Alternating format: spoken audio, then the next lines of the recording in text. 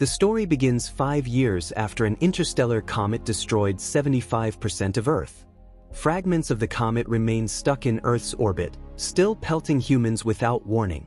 People are living in underground bunkers, and life is finding a way through the contamination. A family is living in an underground bunker in Greenland. The father, John Garrity, is out searching for anything useful he can find. Major Green is in contact with him. John spots several lifeboats and a destroyer on the river shore.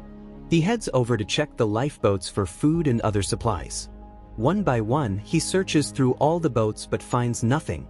He then makes his way toward the destroyer. Major Green tells him they're seeing a pressure storm building off the coast, but it looks like he's got a little time. Inside the destroyer, John finds some tools, but the crew's dead bodies are scattered throughout the ship. John continues searching for supplies, but suddenly Major warns him that the storm just changed direction and is heading straight for him.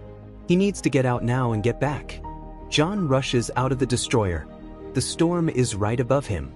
John runs for his life as the storm rapidly closes in. He orders them to open the door. John reaches the tunnel entrance just in time. They're at Thule Air Base, Greenland Station.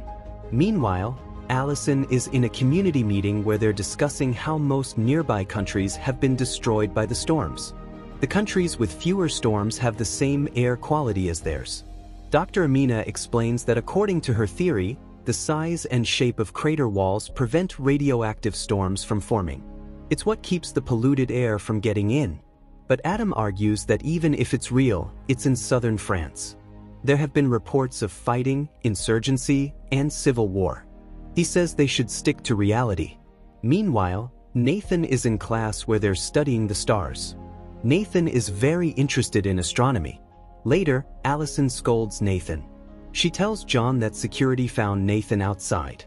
John scolds him for going outside, since the air quality is terrible and the radiation is extremely harmful to the body. Nathan walks away upset. Allison calms John down and takes him to dance. Meanwhile, Nathan looks at the stars he drew on his bedsheet. Later, when John goes to fix the pump, he sees that the wall is cracking. Suddenly, an earthquake hits. The ground starts exploding. The bunker begins collapsing from the inside. The walls start falling on people. John somehow manages to survive. He grabs Allison and Nathan and tells them to pack their bags. He grabs some masks and makes everyone wear them. He opens the tunnel, takes his family, and runs. Everyone is running for their lives. They also grab Dr. Amina and run toward the lifeboats, but people are already fighting over them. John says there are more boats at the end of the beach.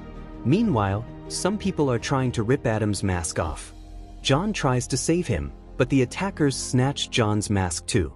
Somehow they manage to grab a lifeboat. People outside are begging for their lives. Just then, they see a tornado coming toward them. A massive wave hits the people on land. Some waves also hit their lifeboat, but they manage to survive. After some time, John checks the air quality. It's just good enough that they can take off their masks. They all discuss where to go and decide on London, because London is the safest place compared to the others. They turn the boat southeast. The night passes peacefully, but the next morning the engine stops. John tries to fix it, and after a lot of effort, the engine starts working again. That night, Nathan looks at the stars. He's thrilled to see real stars. Nathan tells John all about the different stars. The next morning, the engine stops again. Just as John is about to check the engine, Blake tells him they're out of gas. They all start talking about their lives before the comets. Suddenly, the boat hits something. John checks and discovers they're in England. The air quality here is okay for now. Then they realize they hit the top of a building that's completely submerged underwater. They move forward using the boat paddles. They all step onto land and spot some people. They follow them. All the people are living outside in the harmful radiation, which means they can't survive for long. They spot some military personnel demanding clearance badges for entry. Adam tells them they're governing officials from Greenland Station, but the military asks for their clearance badges. Allison has hers, but the military only allows Allison to move forward and stops everyone else. Adam tries to argue with them, But seeing the crowd going out of control because of Adam, an officer shoots Adam to death. Just then, the weather takes a turn. They all run from there. John gets a lift from a man to London in exchange for his watch. They all leave. Everyone is in shock after Adam's death. Allison calms Nathan down.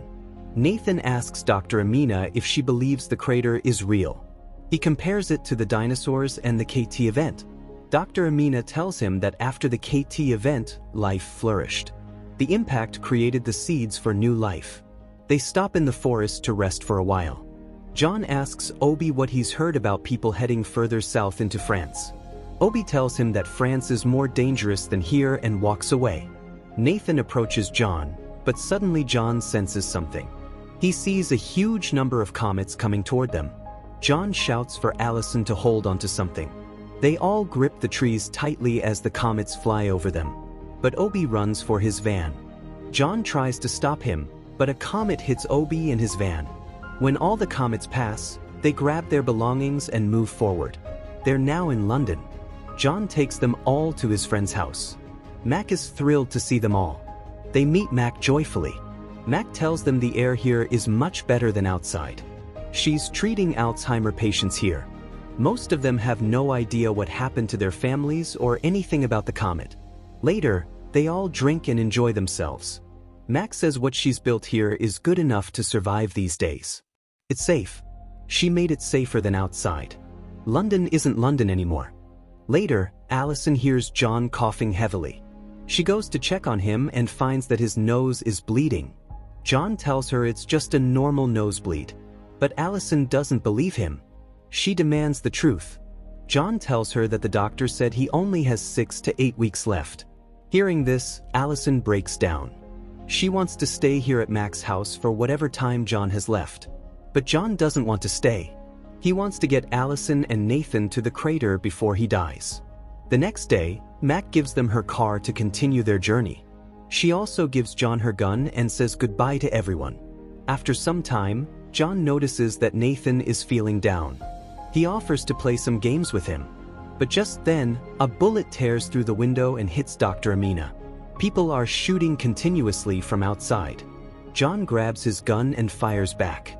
But as one man is about to shoot him, Allison pulls the trigger and drops him. John comforts his family. They bury Dr. Amina's body. John says a few prayers as a final goodbye. But Nathan finds it strange. To him, praying sounds like wishing someone well when the person is actually dead. A few hours later, they reach a massive desert-like area and realize this is what's left of the English Channel.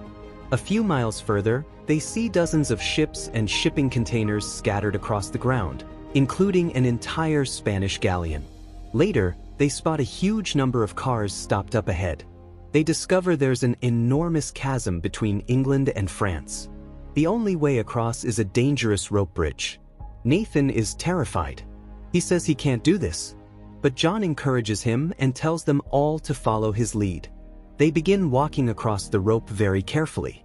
Just then, a powerful wind starts blowing and shakes the bridge violently. They all struggle to keep their balance. The wind dies down quickly, and they start moving forward again. They reach a rock formation in the middle of the chasm. There's one more bridge to cross. While John is comforting Nathan, an earthquake hits the area.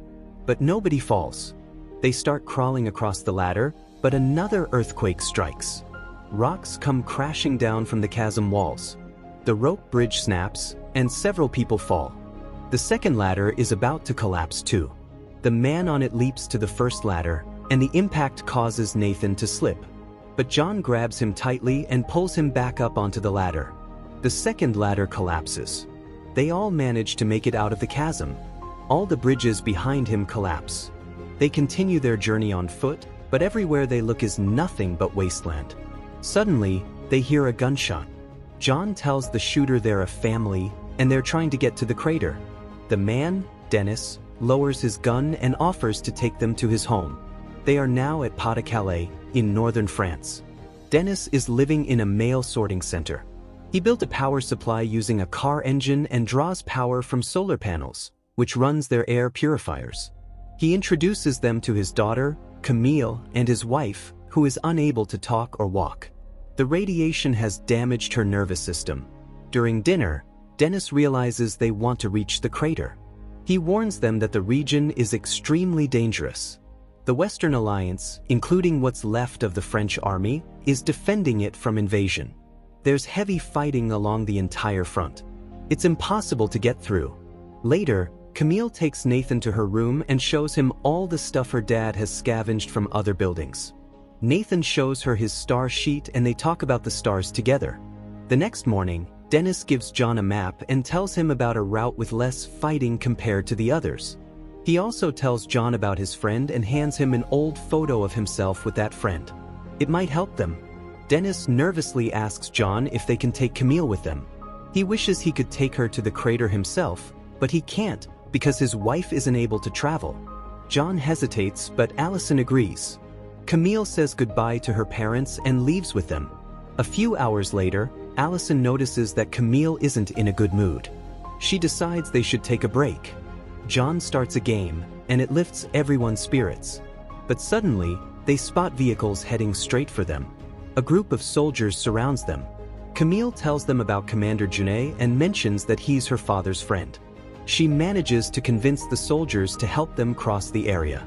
That night, they reach a war zone where the army is fighting insurgents. The soldiers tell them this path is the only way to reach Commander Junet's station. He orders them to follow him in a single line so they can sneak through the forest. After crossing a wire fence, they have to sprint as fast as they can to avoid the bullets flying all around them. They watch soldiers dying right in front of them. Through the extreme danger, they make it to the bunker. John's condition is getting worse by the hour. The soldiers tell them to keep moving straight through the forest. In the morning, they finally find the military camp. They move through the camp asking for Commander Junet. John approaches a soldier and tells him they're looking for the commander. He holds up the photo and explains that Dennis said Commander Junet would get them to the crater. But then they find out that Commander Junet is dead. The other soldiers refuse to help them. John begs the soldier. He tells him he's dying.